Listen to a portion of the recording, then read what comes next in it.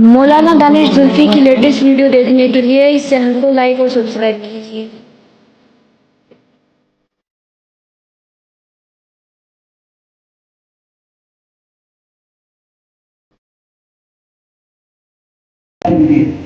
کیا ہے؟ بڑا عظمت والا ہے۔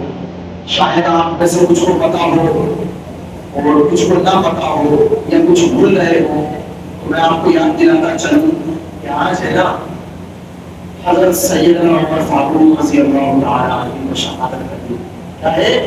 حضرت عمر بن خطاب، وہ عمر جس کے سامنے زمین لرز تھی، جو منبر پر بیٹھ کر خطبہ دیتا تھا تو اگر کسی جگہ آگ جل رہی ہے یا پانی ندی نہیں چل رہی ہے تو وہ حکم دیتا تھا کہ تھم جاؤ تھم جاؤ۔ وہ عمر جس نے 22 لاکھ مربع میل پر حکومت کی اور اس کے کپڑوں پر پیبند لگے ہوئے، کیا لگے ہوئے؟ پیبند، 17-18 پیبند لگے ہوئے۔ حضرت عمر فاروق رضی اللہ تعالی آج ہی کے دن ان کی شہادت ہوئی۔ 26 ذوالحجہ کو، 26 ذوالحجہ کو ان کو خنجر مارا گیا تھا نماز کے بعد، اور 3-4 دن وہ حالت میں رہے اور اس کے بعد 1 محرم الحرام کو شہید ہوئے۔ حضرت دیکھو ایک چیز سمجھنے کی ہے، وہ چیز سمجھنے کی ہے کہ ایک ہوتا ہے مرید۔ کیا ہوتا ہے ایک مرید؟ ایک ہوتا ہے مرید، ایک ہوتا ہے مراد۔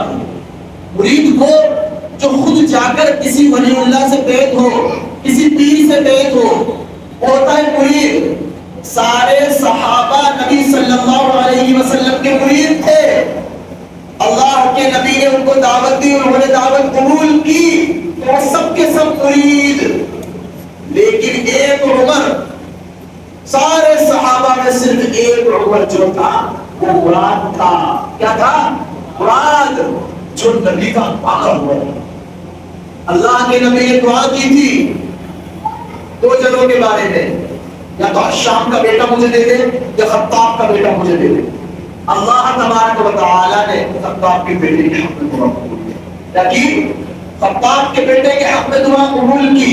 اب یہاں سے کیا پتا چلا کہ نبی کی مانگنے کے ساتھ ساتھ، نبی کی مراد کے ساتھ ساتھ اللہ کی رضا بھی شامل تھی عمر کو نبی کی جھولی میں ڈالنے کی۔ کیا پتا چلا؟ بھائی نبی نے مانگا، اللہ نے بھی چن کر دیا، تو کیا پتا چلا کہ اللہ نے بھی نبی کی رضا مندی پر عمر کو نبی کی جھولی میں ڈالا۔ اور کیسا ڈالا؟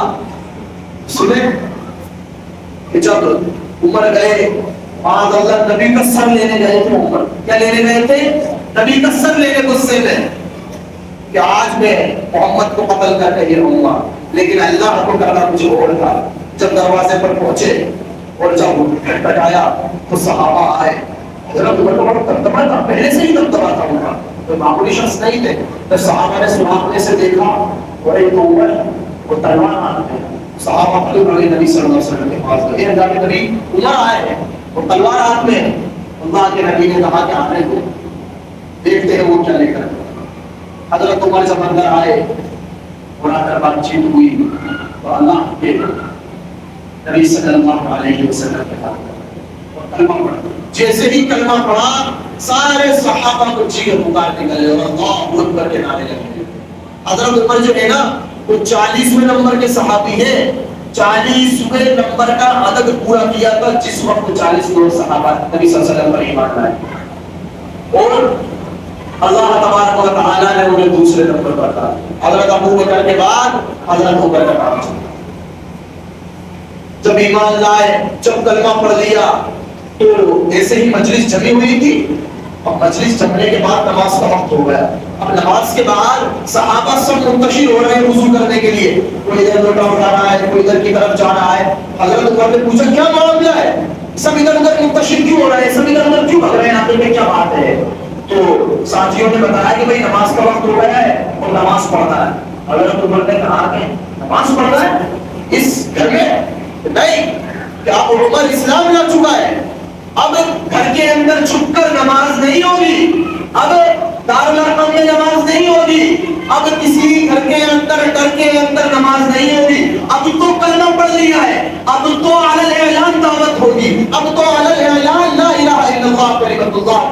पहनाएगा.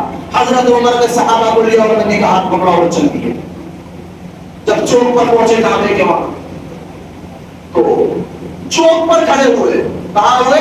چوک پر کھڑے ہوئے کہ کہیں کل سے یوں نہ کہتے کہ ہمیں پتہ نہ چلا کہ عمر نے کب اعلان کر دیا, ہم اس کا راستہ روک دیتے, ہم دروازے بند کر دیتے, ہم اس کو روکتے, ہم اس کے لیے یہ کرتے. عمر چوک پہ کھڑا ہوا. عمر کہہ رہا ہے میں اس لیے کھڑا ہوا کہ کل سے کسی کو کہنے کی ہمت نہ ہو سکی کہ عمر نے چھپ کے دعوت دی تھی. عمر نے گلی کوچوں میں کہا تھا, عمر نے گھر میں کہا تھا کہ کھلا کھلا نماز ہوگی. آج عمر چوک پر کھڑا ہو کر کہہ رہا ہے کہ سن لو, آج عمر نے اسلام قبول کر لیا ہے, لا الہ الا اللہ کی دعوت سے وہ محفوظ ہو چکا ہے. خدا کی قسم اب کوئی گھر میں چھپ کر نماز نہیں پڑھے گا, اب بیت اللہ میں کھلے عام نماز ہوگی. اگر کسی کو اپنی بیوی کو بیوہ کروانا ہے اور بچوں کو یتیم کروانا ہے تو وہ آئے اور عمر کا سامنا, وہ آئے اور عمر کا سامنا کرے. یہ ہے وہ عمر. آج اپنے عمر رضی اللہ تعالی عنہ کی عدالت کو چھوڑ دیا ہے. آج بھی نظام دیکھتے ہیں نا, عدالتوں میں جو نظام چل رہا ہے, ایک ججمنٹ آئے, وکیل اپنا پیش کر رہا ہے, گواہ پیش کر رہا ہے, یہ حضرت عمر رضی اللہ تعالی عنہ کے زمانے سے چلا رہا ہے. یہ کوئی ابھی کا نظام نہیں ہے, یہ سب انگریزوں نے وہیں سے لیا ہے پورا. انہوں نے بتایا کہ بھائی کوئی مجرم ہے, اس کی گواہی کے لیے کتنے لوگ چاہیے, اس کیس میں کتنے لوگ چاہیے, اور جج کیا ہوتا ہے, قاضی کیا ہوتا ہے, فیصلہ کرنے والا کیا ہوتا ہے, جیل کیا ہوتی ہے, اگر اس نے یہ جرم کیا تو اسے اتنے سال اندر رکھا جائے گا, تڑیپار کیا ہوتا ہے, قبیلہ بدر کیا ہوتا ہے, یہ بتایا, دیش نکالا کیا ہوتا ہے. یہ سب حضرت عمر رضی اللہ تعالی عنہ کے زمانے سے ہے. یہ حضرت عمر نے سکھایا. اور وہ عمر جس نے 22 بات مربع اللہ تعالیٰ نے ایسا بخشا تھا کہ ان کے 10 سال حکومت کی حضرت عمر نے, 22 لاکھ مربع میل پر حکومت کی, اور کپڑوں پر پیبند لگے ہوئے, اور بیواؤں کے جو مشکیزیں نا وہ اٹھا کے لے جا رہا ہے. اے اماں تیرا بچہ بھی جہاد میں گیا ہے, مجھے بتا تیرے بچے کے لیے کچھ خریدنا ہو تو میں لکھ دوں, تیرے گھر میں کوئی سودا سامان نہیں ہے تو میں لا دوں, تجھے کس چیز کی ضرورت ہے اماں تو بتانا میں کروں گا. وہ عمر جس کے سامنے قیصر و کسریٰ لرز جاتے تھے. آج جو افریقہ, جو یونان, جو یمن, یہ سب حضرت عمر نے فتح کیے. قیصر و کسریٰ جو آج کی سپر پاور, اس ٹائم کی سپر پاور مانی جاتی تھی, یہ حضرت عمر کے زمانے میں فتح ہوئے. بیت المقدس کو ایک گھوڑے پر جا کر فتح کر لیا اکیلے شخص نے, وہ حضرت عمر. اور کیا کر رہا ہے, درخت کے نیچے لیٹا ہوا ہے, 17 پیبند لگے ہوئے ہیں, مشکیزیں اٹھا رہا ہے. اللہ تبارک و تعالی نے انہیں اور نبی صلی اللہ علیہ وسلم کو جو عمر عطا کیا تھا وہ امام البرانی. آج رو رہا ہے اسلام, اس عمر کو یاد کر رہا ہے. خدا کی قسم غزہ میں جو مسلمانوں کے ساتھ جو حالات ہو رہے ہیں, واقعی میں آج حضرت عمر ہوتے تو یہ حالات, یہ اپنی پیدائش پر غم کرتے ہیں, یہ اپنی پیدائش پر غم کرتے ہیں. اگر وہ عمر آج موجود ہوتا, ہم نے اس عمر کے انصاف کو اور اس کی شجاعت کو بھی اپنے دل سے نکال دیا. واقعہ بہت لمبا ہے, اس لیے تفصیل میں نہیں جانا چاہتا میں, بات کو مختصر کر کے انشاءاللہ تبارک و تعالی. حضرت عمر رضی اللہ تعالی آج ہی کے دن شہید ہوئے. بڑا زبردست واقعہ ہے, رلا دینے والا واقعہ ہے. ابھی میں نے مطالعہ کرا تب بھی آنکھیں دم ہو گئی. 26 ذوالحجہ یعنی 27ویں صبح فجر کی نماز پڑھانا ہے حضرت عمر. ایسے ہی صفیں بنی ہوئی اور کھڑے ہوئے ہیں. حضرت عمر امامت کر رہے ہیں. ابو لولو جس کا نام فیروز مجوسی تھا, وہ شخص اس سے 2 دن پہلے کچھ مارے میں بحث ہو گئی تھی, اور حضرت عمر نے کہا تھا کہ میرے لیے بھی کوئی ایسا خنجر بنانا, تو اس نے کہا تھا کہ ضرور آپ کے لیے بھی ایک ایسا خنجر بناؤں گا. تو حضرت عمر اسی وقت سمجھ گئے تھے کہ یہ مجھے قتل کرنے کی فراق ہے. حضرت عمر نے ساتھیوں سے بھی کہا کہ یہ مجھے قتل کرنے کی سازش رچ رہا ہے. تو ساتھیوں نے کہا کہ اسے روکے کہ نہیں, اب اس نے مجھ سے ڈائریکٹ دھمکی تھوڑی نہیں دی, اس نے تو بس اشارے سے دھمکی دی, باقی مجھ سے ڈائریکٹ بات نہیں کی کہ میں تجھے قتل نہیں کروں گا. پتہ چل گیا. حضرت عمر نماز پڑھا رہے ہیں فجر کی. ابو فیروز وہ آیا, صفوں کو پھاڑتا ہوا اور صفوں کو ملاتا ہوا یہیں پر ہی آ کر, اور حضرت عمر امامت کر رہے ہوئے خنجر مار دیا. خنجر مارا تو جیسے جیسے انہوں نے جب تک ہو سکا سہن کیا، لیکن ایک وقت ایسا آیا کہ چکر آنے لگے تو انہوں نے عبد الرحمن بن عوف کا ہاتھ پکڑ کر اور آگے کی طرف ان کو امام بنا دیا. اور وہ جو مجوسی تھا، اب جو پہلے کے جبھی ہم آپ سے کہتے ہیں نا بھائی نماز کھڑی ہوتی ہے کہ بھائی صفوں کو درست کرو، کندھے سے کندھا ملاؤ، کیوں کہتے ہیں؟ پہلے کے صحابہ ایسے ہی نماز پڑھتے تھے. جب اس نے چاقو مارا نا، خنجر مارا، تو اس کو نکلنے کے لیے کوئی جگہ ہی نہیں ملی. تو اس نے کیا کرا، 4-5 جو صحابی رستے میں ملتے گئے سب کو خنجر اور چاقو مارتا چلا گیا. تو کم سے کم 7 یا 8 صحابی وہاں پر شہید ہوئے. خنجر مار دیا گیا، نماز پوری ہوگی. حضرت عمر کو اٹھایا گیا، حضرت عمر کو لے جایا گیا. لے جانے کے بعد دودھ پلایا گیا. خدا کی جسے دودھ پلایا وہ دودھ یہاں سے بہتا ہوا نکل گیا. حضرت عمر کو یقین ہو گیا کہ اب موت کا فرشتہ. حضرت عمر نے اپنے بیٹے عبداللہ سے کہا کہ جاؤ اما عائشہ کے پاس جاؤ اور ان سے جا کے اجازت لو کہ یہ بھی ہے نا میرے دوست، میرے نبی اور حضرت ابو بکر کے پاس دفن ہونا چاہتا ہوں. عبداللہ بن عمر گئے اور اما عائشہ سے، اما عائشہ کے پاس گئے تو اما عائشہ رو رہی ہیں، بہت تیز رو رہی ہیں. عمر وہ بھی عمر کی غم میں رو رہے ہیں. اما عائشہ سے کہا کہ ابا نے بھیجا ہے. اور حضرت عمر نے کیا کہا کہ یہ مت کہنا کہ امیر المؤمنین نے بھیجا ہے، کہنا عمر کے خطاب کے بیٹے عمر نے بھیجا ہے. عبداللہ بن عمر ان کے بیٹے نے اجازت دی کہ ابو جان چاہتے ہیں کہ وہ نبی صلی اللہ علیہ وسلم کے ساتھ اور حضرت ابو بکر کے ساتھ آپ کے حجرے میں ان کی قبر بنائی جائے، ان کی قبر بنائی جائے. اما عائشہ نے کہا کہ یہ جگہ تو میں نے میرے لیے رکھ رکھی تھی کہ میں میرے شوہر اور میرے والد کے ساتھ میں بھی اسی جگہ مدفون ہو جاؤں، لیکن اس سے زیادہ حقدار عمر ہے، مجھ سے زیادہ حق عمر کا ہے، اس لیے میں اجازت دیتی ہوں کہ عمر یہاں دفن ہو سکتا. عبداللہ بن عمر گئے اور حضرت عمر بن خطاب سے کہا ابا جان اما عائشہ نے اجازت دے دی، اما عائشہ نے اجازت دے دی ہے. تو حضرت دیکھو، حضرت عمر بن خطاب نے یہ نہیں کہا کہ ٹھیک ہے، لیکن پھر بھی کہا کہ جب میرا جنازہ اٹھایا جائے اور وہاں لے جایا جائے تو ایک مرتبہ اور اما عائشہ سے اجازت لے لینا.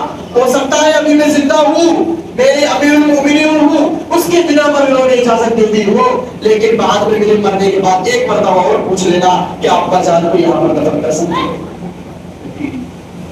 حضرت علی رضی اللہ تعالیٰ عنہ آئے اور حضرت عمر کی حالت گمبھیر تھی، گھبرا رہے. حضرت علی رضی اللہ تعالیٰ عنہ نے آ کر کہا اے عمر موت سے گھبرا رہے ہو، اے عمر موت سے گھبرا رہے ہو. حضرت عمر نے جواب دیا خدا کی قسم کہ میں تمہیں لگتا ہے میں موت سے گھبراؤں گا؟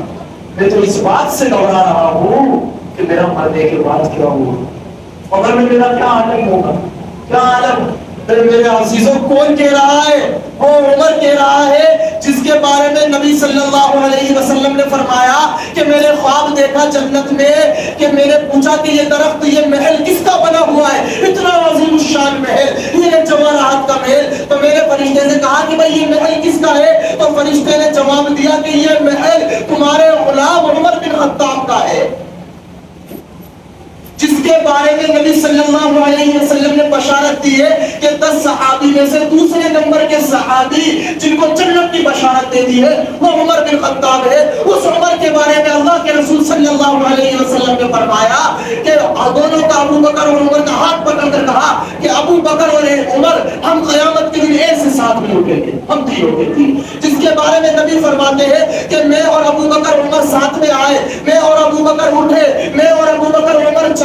جس کے بارے میں نبی صلی اللہ علیہ وسلم نے اتنا کچھ کہا جس نے 22 لاکھ مربع میل پر حکومت کی، جس کے نام سے شیطان اپنا رستہ بدل لیتا تھا، بڑے بڑے صحابہ اپنا رستہ بدل لیتے تھے، وہ عمر کہہ رہا ہے کہ مرنے کے بعد میرا عالم کیا ہوگا. تو آپ اور میں کس کھیل کی مولی ہے اور ہم کس خیال میں بیٹھے ہیں کہ ہم اتنے بڑے اس میں بیٹھے ہیں کہ ہمارا کیا، ہم کیا کریں. وہ عمر کہہ رہا ہے اس کو قبر کا خوف ہے، اس کو جہنم کا خوف ہے، اور ہم اور آپ یوں ہی بیٹھے ہیں کہ ہاں دیکھ لیں گے 10 گرام کی زبان ہلا دی کہ ہاں دیکھ لیں گے مرنے کے بعد جو ہوگا. میرے عزیزوں معاملہ اتنا آسان نہیں جتنا آپ وہ صحابی جس کے بارے میں کہا گیا لو کان بعدی لکان عمر، میرے نبی کہہ رہے اگر میرے بعد کوئی نبی ہوتا تو وہ عمر ہوتا. اور وہ عمر کیا کہہ رہا ہے کہ مرنے کے بعد مجھے اس سے ڈر لگا، میں موت سے نہیں ڈر رہا ہوں، مرنے کے بعد میرا ڈر ہے موت سے ڈر۔ ہمیں یہاں سے سبق ملتا ہے کہ ہمیں موت کی قدر کرنا ضروری ہے۔ تب انتقال جیسے پھر حضرت عمر رضی اللہ تعالیٰ عنہ کی آج ہی کے دن ان کی شہادت ہو گئی، 1 محرم الحرام، تو ان کو غسل دیا گیا۔ حضرت سہیل رومی سے کہا تھا کہ بھائی میری نماز آپ پڑھانا، حضرت سہیل رومی نے نماز پڑھانی، نماز پڑھانے کے بعد ان کو لے جایا گیا کندھوں پر، تو جیسے ہی دروازہ آیا ام عائشہ سے اندر جا کر عبداللہ نے کہا ام عائشہ آپ عمر آیا ہے، آپ کے محبوب آ گئے۔ ام عائشہ نے کہا کہ ٹھیک ہے لے آؤ، ام عائشہ نے اندر کی، وہاں پر تدفین کی گئی۔ اب حضرت سہیل ایسے کھڑے ہیں، پیچھے سے آ کر کسی نے ہاتھ رکھ دیا، حضرت سہیل نے دیکھا کون ہے، تو دیکھا کہ علی المرتضیٰ کھڑے ہیں۔ علی المرتضیٰ نے کہا کہ بھائی مجھے پتا تھا عمر کا یہی مقام ہے کہ نبی کے پہلو میں اس کی قبر پر، میرے نبی کو کئی مرتبہ کہتے سنا تھا کہ میں عمر، میں اور ابو بکر عمر یہاں چلے، میں اور ابو بکر یہاں چلے۔ وہ گیا نا تو اسلام روتا رہ گیا، جب عمر کی رخصت ہوئی تو اسلام آج تک رو رہا ہے۔ اس جیسا شجاعت اور بہادر انسان آج تک دنیا تلاش کر رہی ہے، لیکن اس جیسا شجاعت اور بہادر انسان آج تک دنیا کو نہیں ملا ہے۔ اس نے عدل کو قائم کیا، اس نے انصاف کو قائم کیا۔ آج محرم الحرام ہے، ہمیں ان سے شجاعت اور بہادری کے قصیدے اور ان سے ہمیں وہ لینا چاہیے کہ بھائی ہم ان سے کچھ سیکھیں کہ انہوں نے کیا کیا ہے۔ لیکن ہماری قوم جب سے چاند دکھا ہے وہ تعزیہ بنانا چالو کر دیا ہے، اللہ اس میں لگ گئے۔ اب کیا ہوگا، کھچڑے بنیں گے، دیگیں چڑھے گی۔ اب ایک صاحب نے کل بتایا ہمیں کہ بھائی وہ چندہ ہوتا ہے مولوی صاحب، کہ بھائی کھائی کا چندہ ہوتا ہے کہ کھچڑے کا چندہ ہوتا ہے، کہ ہاں بھائی صاحب یہ چندہ کرنے آئے، رسید بنانے آئے کہ کائی کی کہ یہ کھچڑا بنے گا نا اور آپ کو بانٹیں گے، کہ نہیں ہم نہیں دیں گے۔ وہ کہتا ہے کہ ان کا دھیان رکھنا انہوں نے چندے میں پیسے نہیں دیے ہیں۔ آگے جاتے ہیں دوسرے گھر پہ کہ ہاں بھائی کھچڑا بنانا ہے، دیگیں چڑھے گی تو آپ چندے میں پیسے لکھوا لیں۔ وہ کہتا ہے ٹھیک ہے 100 روپے لو۔ ہاں بھائی ان کا دھیان رکھنا ہے، ان کے گھر میں کھچڑا جائے۔ ارے اللہ کے بندو ذرا یہ تو بتاؤ، وہ کربلا کا میدان جب سجا تھا نا، وہ حضرت امام حسین شہید ہوئے تھے نا، وہ 3 دن تک بھوکے تھے۔ آپ یہ سبیلے اور یہ شربت کی سبیلے لگا لگا کر اور کھچڑے لگا لگا کر کیا بتانا چاہتے ہو؟ ہونا تو یہ چاہیے کہ نبی صلی اللہ علیہ وسلم نے کہا کہ بھائی روزہ رکھو، اور آپ تو کھچڑے بیٹھ رہے ہو۔ کیا کھچڑے میں پانی نہیں ڈلتا ہے؟ کیا سبیلے نہیں لگتی؟ آپ تو امام حسین کی استقامت کو توڑ رہے ہو کہ جنہوں نے 3 دن بھوکا رہا، ان کا پورا خاندان پیاسا رہا، آپ نے ان کی استقامت کو توڑ کر اور کھچڑے بٹوا رہے ہو محلے میں، اور پانی کی سبیلیں لگوا رہے ہو، اور کالے کپڑے پہن رہے ہو، اور ماتم کر رہے ہو۔ خدا کی قسم ایک کل کلپ دکھایا مجھے کسی شخص نے کہ ادھر نماز ہو رہی ہے مسجد میں اور ادھر ڈھول تاشوں سے باقاعدہ ایک جلوس نکالا جا رہا ہے۔ معاذ اللہ آپ پورا مجمع یہاں بیٹھا ہے، کوئی بھی ایک شخص کھڑا ہو کر مجھ سے کہہ دے کہ امام حسین نے جنگ کے دن 10 محرم الحرام کو ایک بھی نماز چھوڑی ہو، بتا دے مجھے کوئی بھی۔ بھائی وہ تو نماز پڑھتے پڑھتے شہید ہوئے ہیں، اور آپ کیا کر رہے ہو؟ ادھر مسجد میں نماز ہو رہی ہے اور ادھر کیا کہتے ہیں نمازوں کا جنازہ نکال کر اور ادھر ڈھول تاشے بجا رہے ہیں۔ یہ کہاں سے لائے ہو آپ؟ جب محرم الحرام حرمت کا مقدس کا عظمت والا مہینہ قرار دے دیا گیا ہے، اس میں اللہ کے نبی صلی اللہ علیہ وسلم جب مکہ سے مدینہ آئے تو یہودیوں کو روزہ رکھتے دیکھا، تو یہودیوں سے پوچھا بھائی تم کس چیز کا روزہ رکھتے ہو 10 محرم الحرام کو؟ تو بتایا کہ بھائی ہم حضرت موسیٰ علیہ السلام کو اور ان کی قوم کو فرعون سے نجات ملی تھی تو ہم اس لیے روزہ رکھتے ہیں۔ تو نبی صلی اللہ علیہ وسلم نے فرمایا موسیٰ علیہ السلام کے تو تم سے زیادہ حقدار ہم روزہ رکھتے ہیں۔ تو اللہ کے نبی صلی اللہ علیہ وسلم نے روزہ رکھا اور کہا صحابہ سے روزہ رکھا۔ اس کے بعد جب صحابہ نے کہا کہ یہ یہودی 10 محرم الحرام کو تعظیم میں روزہ رکھتے ہیں تو اللہ کے نبی نے فرمایا کہ آپ ایسا کریں 9 محرم الحرام کو اور 10 محرم یعنی ایک دن پہلے کا ملا لیں اور ایک دن بعد کا ملا لیں، جس سے ان کی مشابہت نہیں ہوگی۔ محرم الحرام میں کسی بھی وقت کسی بھی دن میں روزہ رکھ سکتے ہیں، لیکن عاشورہ کے 10 محرم الحرام کا اور ایک روزہ آگے پیچھے کا ملانا یہ مستحب عمل ہے۔